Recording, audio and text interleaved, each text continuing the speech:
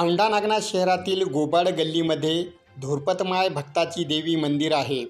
8वे ज्योतिर्लिंग प्रभू नागनाथाची बहीण असलेले धुरपतमाय भक्ताची देवी मंदिर व परिसर सभागृह सुशोभीकरणाचे काम शासनाच्या पर्यटन योजनेअंतर्गत पूर्ण झाले।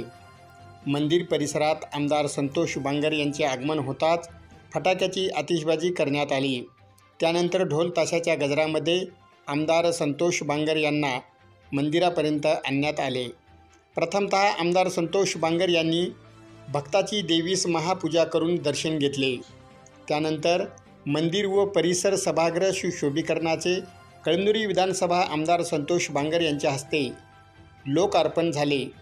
यावेळी आमदार संतोष बांगर यांचा शाल श्रीफळ गुलाब पुष्पहार घालून नगरसेविका कुंताबाई गोबाडे, संदीप गोबाडे, अमोल गोबाडे यांनी सत्कार केला।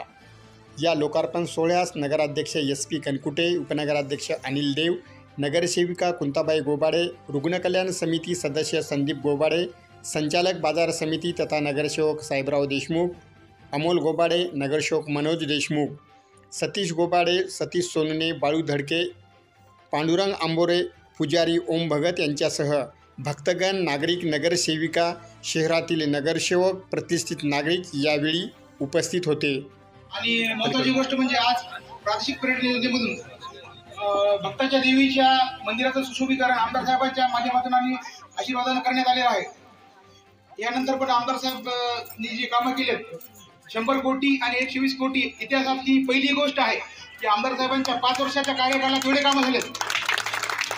त्याचा आपल्याला खूप अभिमान असायला पाहिजे। आणि यानंतर पण आमदार साहेब विकासासाठी निश्चितच मदत करत राहतील अशी अपेक्षा व्यक्त करतो।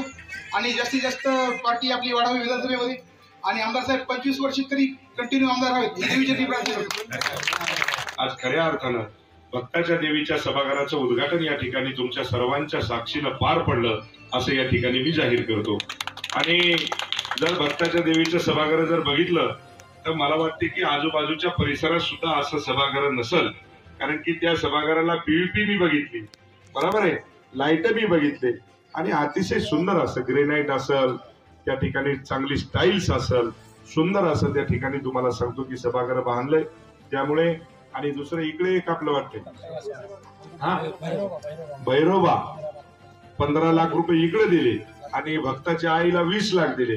मला वाटते की आता औंढ्यामध्ये आपल्या या 5 वर्षात या वर्षभरात जर काम केलं तर पुढच्या 4 वर्षात आपल्याला काही औंढ्यात देण्याची सुद्धा आवश्यकता नाही, एवढं भरभरून दिले। पण एवढं भरभरून देत असताना तुम्हाला सांगतो की माझ्या औंढावासियांच्या, माझ्या सर्वसामान्य कार्यकर्त्यांनी, माझ्या सर्वसामान्य नागरिकांनी याच्यात कुठल्याही प्रकारचा विषय न करता औंढ्यामध्ये संतोष बांगरला नंबर 1 ची लीड दिली। त्याबद्दल सर्व औंढावासियांचे मी खूप खूप आभारी आहे। त्यातल्या त्यात आपल्या या प्रभागामध्ये वा वा वा वा टाळ्या वाजवून स्वागत करा संदीप। म्हणजे विधानसभेमध्ये नंबर 3 ची लीड आपल्या या आमच्या कुंता मावशीच्या वार्डामध्ये आपल्या सर्वांच्या आशीर्वादाने या ठिकाणी दिली। बाजूच्या 15, 16, 17, 1, 2, 3, 4 सगळ्यात औंढा म्हणजे संतोष बांगरचं माहेरघर, बरोबर आहे। म्हणजे औंढा म्हणले की तिकडे लोक काहीच खरं नाही, औंढ्यामध्ये तर सगळं बरोबर आहे।